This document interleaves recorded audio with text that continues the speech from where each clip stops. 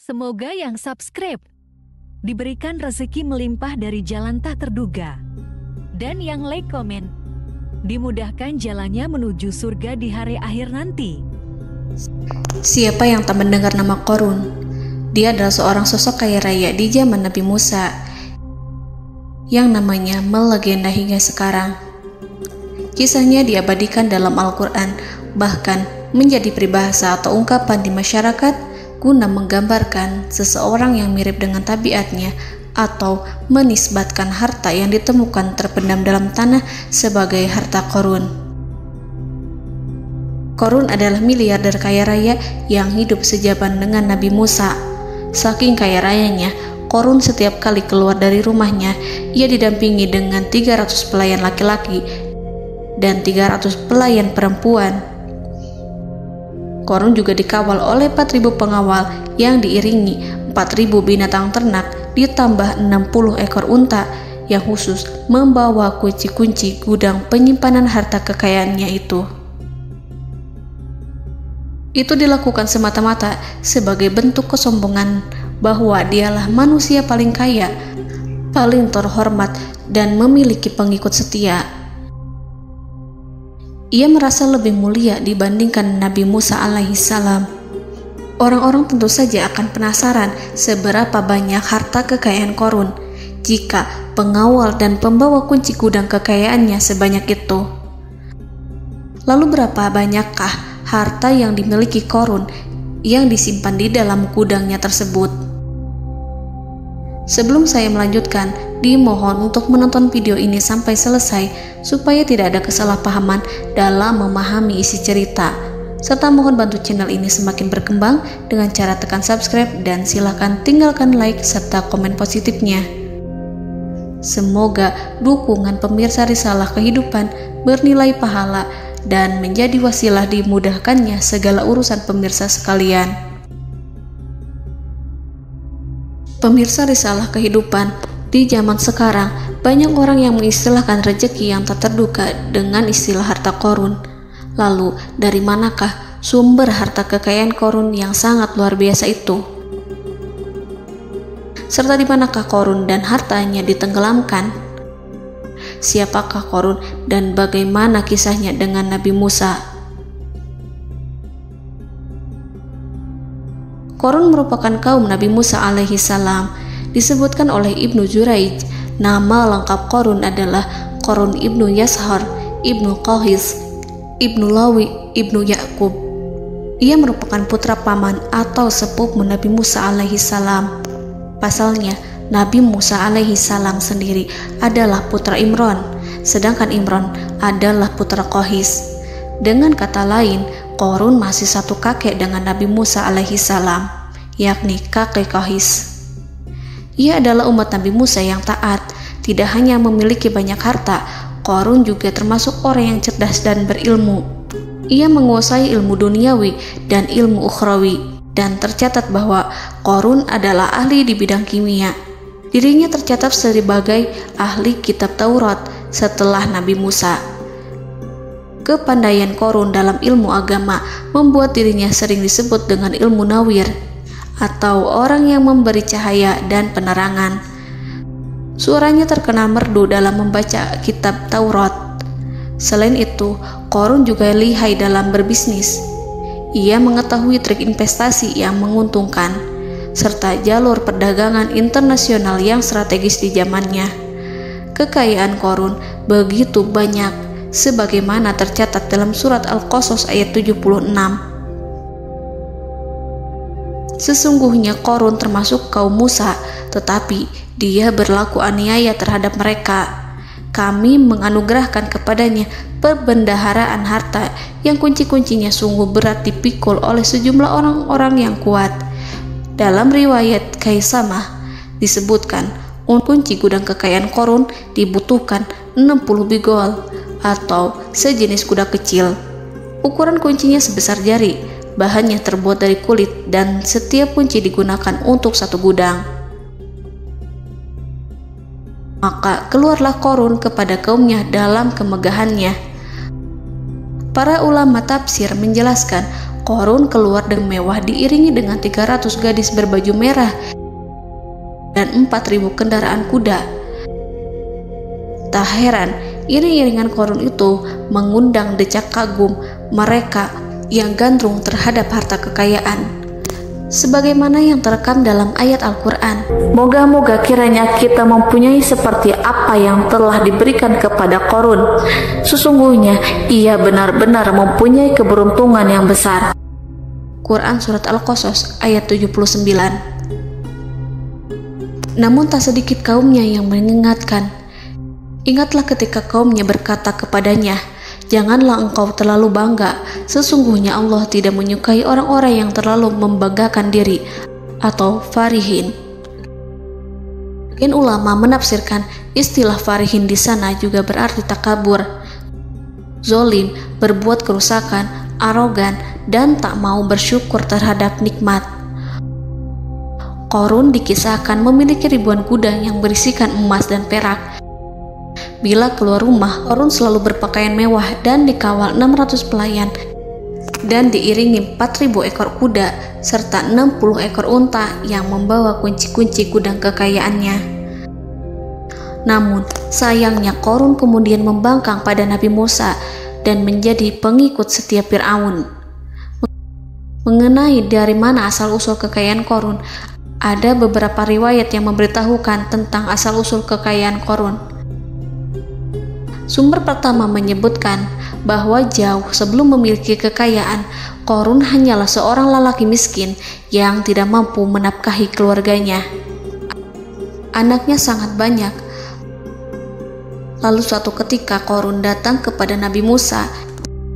Ia meminta Nabi Musa alaihi salam untuk mendoakannya agar Allah memberikan harta benda yang banyak. Qarun juga meminta Nabi Musa mengajarinya ilmu kimia dan ilmu-ilmu kehidupan lainnya. Qarun dikenal sebagai orang yang soleh dan mengikuti ajaran Ibrahim dengan baik, sehingga tanpa pikir panjang, Nabi Musa alaihi salam menyetujui permintaannya. Allah Subhanahu wa ta'ala mengabulkan doa Nabi Musa. Qarun diberikan kecerdasan luar biasa dan menguasai ilmu yang telah diajarkan kepadanya. Qarun menguasai teori dan praktik pembuatan emas permata dan beragam perhiasan mewah lainnya. Ia juga pakar dalam ilmu arsitektur, rancangan bangunan, penataan kota, dan lain sebagainya. Tidak lama setelah itu, hidupnya berubah. Qarun pun hidup dengan bergelimbang harta. Ribuan gudang yang dimilikinya penuh dengan emas dan perak. Namun, sayangnya, keberuntungan yang didapatkannya membuatnya gelap mata. Qarun mulai hidup dengan penuh pamer, keangkuhan, dan penuh kesombongan. Kekayaan yang diberikan Allah Subhanahu wa ta'ala membuatnya lupa dengan Sang Maha Pemberi. Qarun merasa lebih terhormat dan mulia dibandingkan Nabi Musa. Ia pun akhirnya membelot dan durhaka pada Musa. Ia mengingkari janji-janjinya dulu dan beralih menjadi pengikut Fir'aun yang setia. Loyalitas Qarun terhadap Fir'aun membuatnya diangkat menjadi kepala mandor yang membawahi ribuan pekerja. Dikisahkan bahwa Qarun bersikap semena-mena terhadap para pekerja. Ia tega memotong upah mereka. Ia melakukan korupsi demi membangun istana dan kemegahannya sendiri, dan untuk membangun gudang-gudang penyimpanan harta yang telah ia kumpulkan jauh-jauh hari. Ketika datang perintah zakat, Nabi Musa alaihi salam pergi menemui Qarun dan memerintahnya mengeluarkan zakat sebesar 1 dinar dari setiap 1000 dinar hartanya, 1 dirham dari setiap 1000 dirham, 1 kambing dari setiap 1000 kambing, dan seterusnya. Setelah Qarun menghitung seluruh hartanya, ternyata jumlah zakatnya sangat besar. Kekikirannya pun mulai menghalangi hatinya untuk mengeluarkan zakat. Qarun enggan membayar zakat ketika Nabi Musa alaihissalam menagih zakat yang diperintahkan oleh Allah untuk ditunaikan olehnya.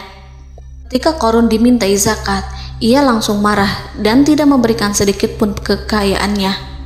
Dia berpikir bahwa harta kekayaan yang dimilikinya didapat dari hasil kerja dan usahanya, dan tidak ada kaitannya dengan siapapun, termasuk Allah Subhanahu wa Ta'ala. Janji Qarun untuk lebih taat beribadah dan membantu sesama jika diberi kekayaan oleh Allah dilupakannya. Dia mempergunakan kekayaannya tersebut dalam kesesatan, kezoliman, dan permusuhan, sehingga membuatnya menjadi sombong dan terlena. Orang-orang beriman pada masa itu sering menasihati Qarun untuk bersyukur atas nikmat yang telah Allah berikan, tetapi dia tidak mengindahkan nasihat tersebut. Dari sikapnya tersebut sudah jelas bahwa Qarun tidak membutuhkan nasihat kebenaran, bahkan merasa tidak takut dengan ancaman Allah. Sebab Qarun merasa sudah memiliki segalanya. Qarun merasa dirinya hebat dan pintar serta punya banyak pengikut setia, punya banyak pengawal dan merasa aman karena dekat dengan Raja Fir'aun. Qarun berkata, "Sesungguhnya aku mendapatkan harta ini karena ilmu yang ada padaku." Qarun sangat sombong.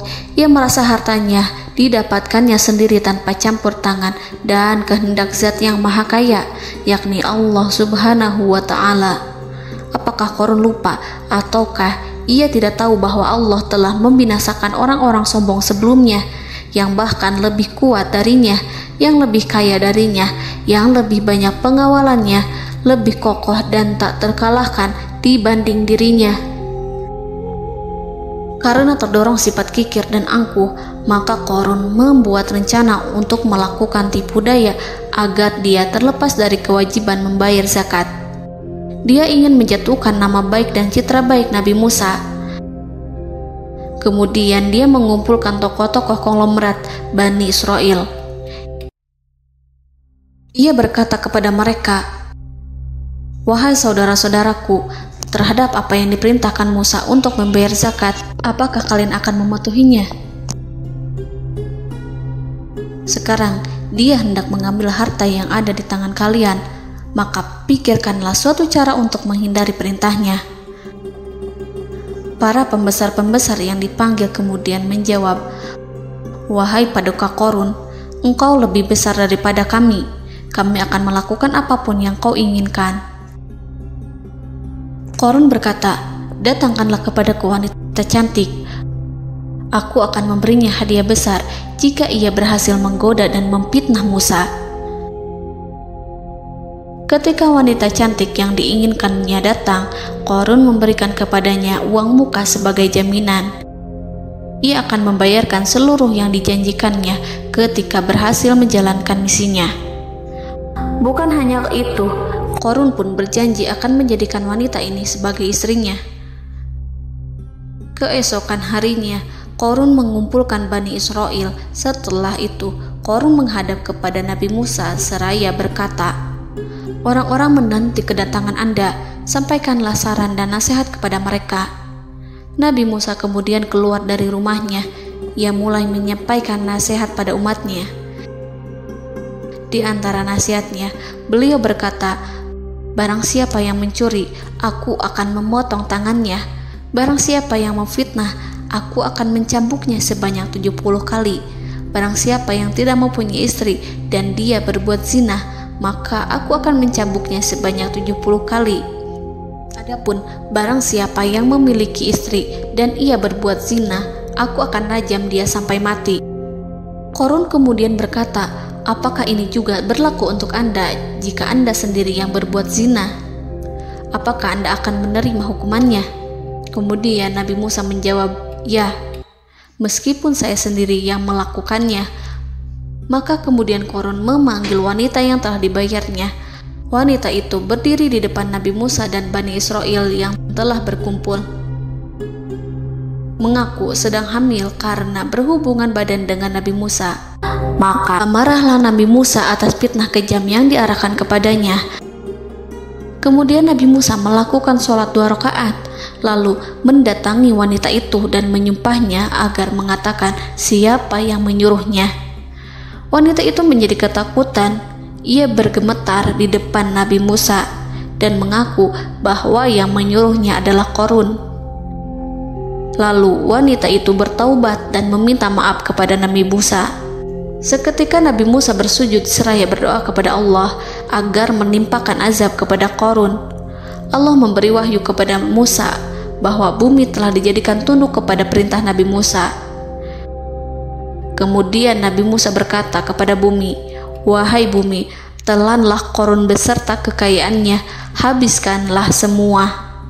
Kala itu Allah menurunkan wahyu kepada Musa alaihissalam untuk memerintah bumi apapun yang diinginkannya. Begitu Nabi Musa alaihissalam datang dengan wajah sangat marah, barulah Qarun merajuk, "Wahai Musa, sayangilah aku." Sementara Nabi Musa alaihissalam tak bergeming. Beliau lantas berkata pada bumi, "Wahai bumi, ambillah mereka." Seketika rumah Qarun mulai bergetar. Qarun dan antek-anteknya mulai dibenamkan hingga bagian lututnya. Rumahnya ikut turun sedalam lutut. Qarun kembali merajuk, "Sayangilah aku Musa." Rumahnya kembali berguncang. Kini Qarun dan kawan-kawannya kembali terbenam hingga pusar. Demikian pula rumahnya. Qarun terus merajuk, "Wahai Musa, sayangilah aku." Sementara Nabi Musa alaihissalam kembali meminta bumi, "Wahai bumi, ambillah mereka." Rumah Qarun berguncang lagi, sementara Qarun dan kawan-kawannya terus terbenam hingga bagian tenggorokannya. Demikian pula rumahnya. Qarun lagi-lagi menjerit, "Wahai Musa, sayangilah aku." Namun Nabi Musa alaihissalam tak bergeming. Beliau terus meminta bumi menelannya hingga akhirnya Qarun dan kawan-kawannya hilang seluruhnya ditelan bumi. Tak lama setelah itu Allah berkata, "Wahai Musa, apa yang membuatmu bersikap demikian? Padahal demi kemuliaanku, andai dia Qarun berdoa kepadaku, niscaya aku akan rahmati. Maka kami benamkan dia beserta rumahnya ke dalam bumi, maka tidak ada baginya satu golongan pun yang akan menolongnya selain Allah, dan dia tidak termasuk orang-orang yang dapat membela diri." Quran Surat Al-Qasas ayat 81. Lalu di manakah lokasi ditenggelamkannya Qarun beserta harta bendanya? Konon berdasarkan kepercayaan beberapa masyarakat setempat, Qarun ditenggelamkan di sekitar sungai atau danau Moris yang terkenal di kota Payom, negara Mesir. Qarun konon mendirikan istana dan di tempat itu pula ia ditenggelamkan. Dahulu, Qarun berkeinginan membangun sebuah istana, namun tidak diizinkan oleh Fir'aun jika istana itu dibangun di samping istana Fir'aun. Terlebih, Qarun juga tidak ingin membangun istana di tengah pemukiman Bani Israel yang terletak di tanah Jasan. Fir'aun pun memberikan tanah di wilayah Fayom. Kemudian di tepi sungai Payom inilah Qarun membangun istananya yang megah, dan di dalamnya ia membangun Al-Khunuj, gudang penyimpanan harta berisi emas dan perak.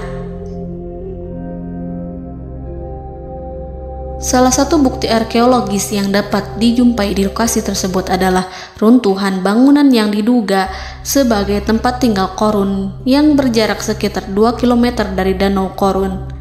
Menurut beberapa sumber, bangunan yang masih berdiri kokoh tersebut adalah benteng yang dibangun oleh Qarun. Namun ada juga yang mengatakan bahwa bangunan tersebut adalah tempat tinggalnya. Wallahu a'lam. Semoga kita semua dijadikan orang yang Allah mampukan menjadi orang kaya namun tidak seperti Qarun,